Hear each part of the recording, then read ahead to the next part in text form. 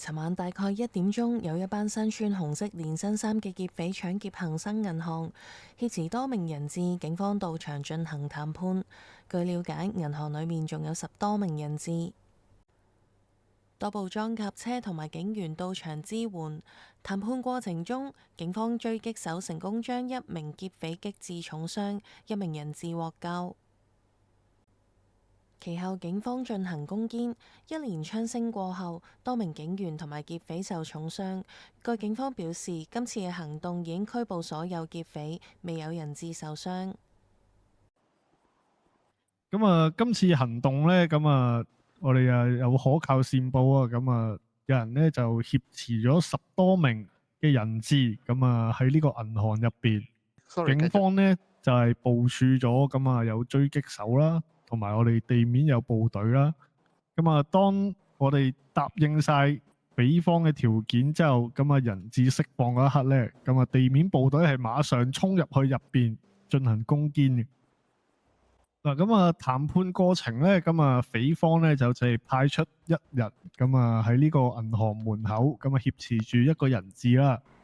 咁啊我哋呢邊咧，咁啊狙擊手咧，咁啊將個疑匪咁啊一槍擊斃，咁啊救翻其中嘅一個人質嘅。咁想問下呢次事件入邊有冇人質受傷咧？沒有沒有。係啦，咁啊，我隔離呢個 Madam 咧係作為談判官，咁啊佢係成功咧用佢嘅談判技巧同匪方咧協商，然之後救翻晒10多名人質。嗱，咁啊，廣大嘅市民嘅安全咧就係由我哋港島警務處去保護啦。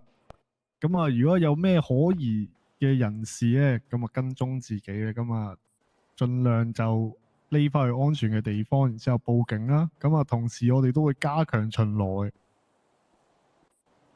但係有冇話今次嘅劫匪係牽涉咗啲咩人呢？因為佢哋都幾大膽喎，一次過挾持咗10個人質。嗱，咁啊，有關呢一方面嘅資料咧，咁啊，我哋稍後會再作調查嘅。係，了解。有冇歹徒嘅確實人數啊？歹徒嘅人數係大概20多名。OK，咁你哋今次出動嘅警員又有幾多呢？我哋都係出動翻20多名警員，咁啊接近30名。OK，唔該晒。咁啊，都想問多一句呢，就係你哋警方今次對於你哋今次嘅行動滿唔滿意？咁啊，我哋人質咧係全部救翻啦，然之後咧匪徒咧都俾我哋成功拘捕晒。咁啊，我相信呢個行動咧係好成功。